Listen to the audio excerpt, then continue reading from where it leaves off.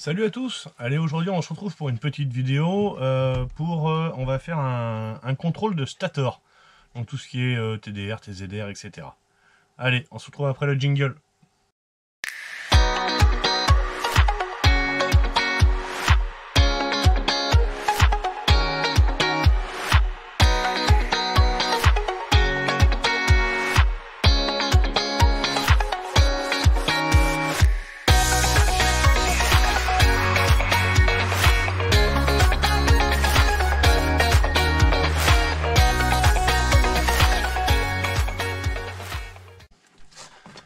Allez, bon, alors, comme dit dans le titre, on va contrôler un stator.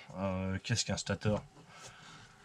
C'est cette pièce-là, qui se trouve donc derrière le volant magnétique, derrière le rotor. Voilà, je cherchais le nom. Derrière le rotor, c'est pour ça qu'on appelle un stator, parce qu'il est statique, donc il ne bouge pas, et le rotor, lui, il tourne, donc il est en rotation, d'où le nom rotor.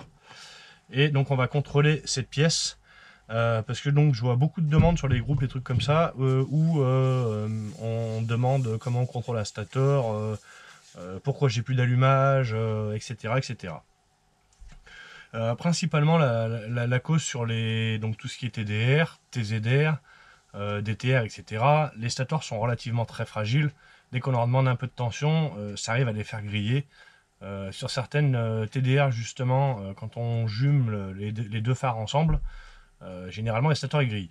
Bon, ça demande trop d'intensité, et ce qui fait qu'on n'a plus d'étincelles. Mais vous allez me dire, ça n'a rien à voir. Malheureusement, si.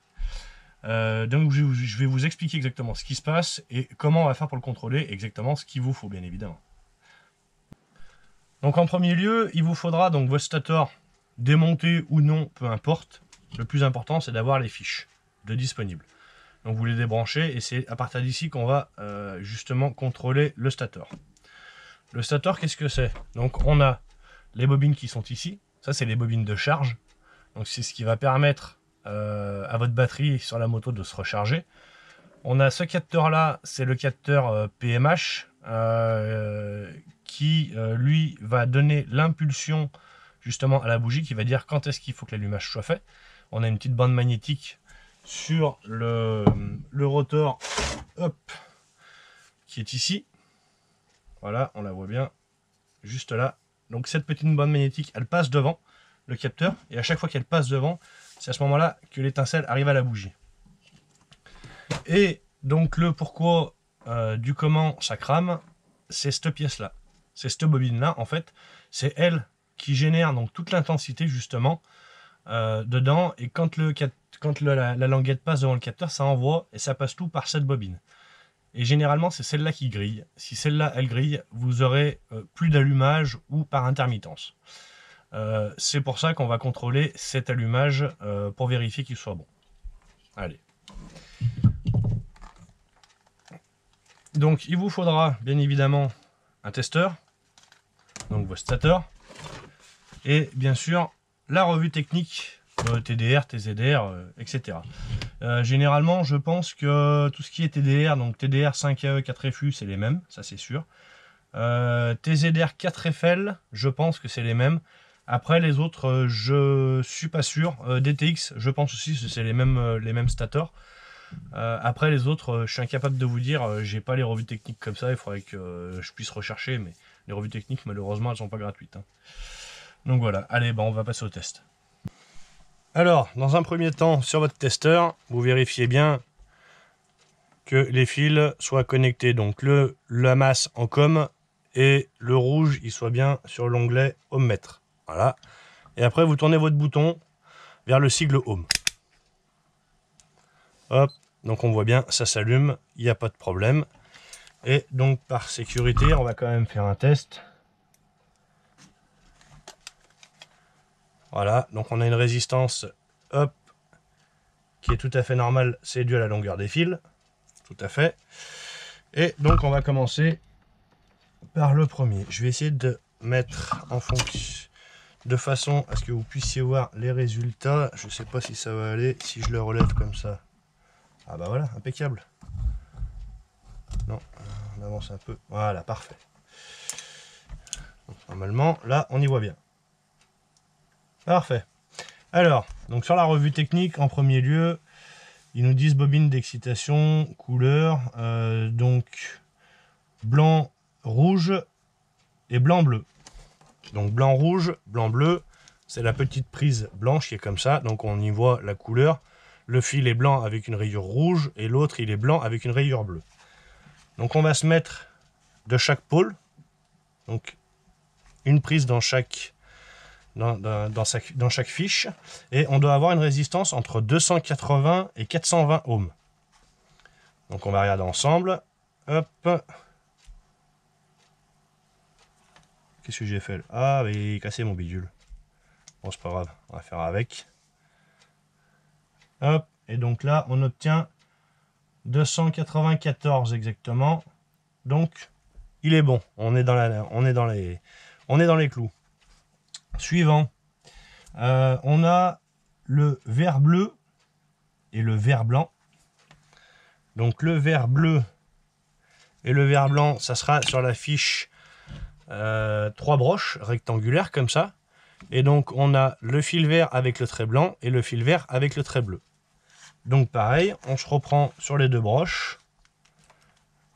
Voilà. Et on doit avoir entre 480 et 720 ohms. Là, on a 623. Donc, on est bon. Parfait. Après, on a le rouge-noir et le vert-blanc. Donc, toujours dans la prise grise, donc qui est triangulaire, on peut dire ça comme ça. On reprend donc le même vert-blanc, mais on va prendre le noir-rouge à côté. Donc, on refait pareil. On a dit vert blanc, hop, noir rouge, et on doit avoir entre 584 et 876. Et on a 749. Donc on est bon. Donc l'allumage en lui-même, il est bon. Le petit fil qui est à côté, c'est le petit fil du neutre, donc ça c'est pas gênant. Et la fiche, comme celle-ci là, donc c'est celle-là qui charge votre batterie. Alors je crois pas avoir les résistances comme ça, bobine d'allumage primaire, secondaire. Généralement celle-là vous prenez une tension, alors normalement il faut les mesurer avec une température de 20 degrés, enfin patati patata. Généralement là-dedans si on a une résistance, c'est que généralement on est bon. Donc là voilà, on a 2,3. Donc 2,2 on est bon. On va vérifier l'autre. Hop. On va faire comme ça. Je me suis mal branché. Ah. Ouais, 1,8, 1,9. Et donc celui-là et celui-là. Voilà, 1,7, 1,8. On va reprendre l'autre quand même, s'il y a peut-être eu une erreur. Voilà, 1,7, 1,8. Donc moi, sur les trois broches qui sont ici, vous voyez, j'ai les mêmes résultats. Donc la batterie doit se recharger sans problème. Une dernière chose, si jamais... attendez, je vais couper tout ça. Hop. Voilà, on va remonter la caméra. Voilà, parfait. Bon, j'espère que vous aurez compris au moins le principe pour tester l'allumage. J'espère que ça vous aidera. Il y a beaucoup quand même, il y a pas mal de demandes, je trouve. Concernant donc celle qui est ici, si jamais ça marche plus, ça veut pas dire que le reste est mort. Alors, ça peut se réparer, certaines sociétés le font, ça coûte relativement cher.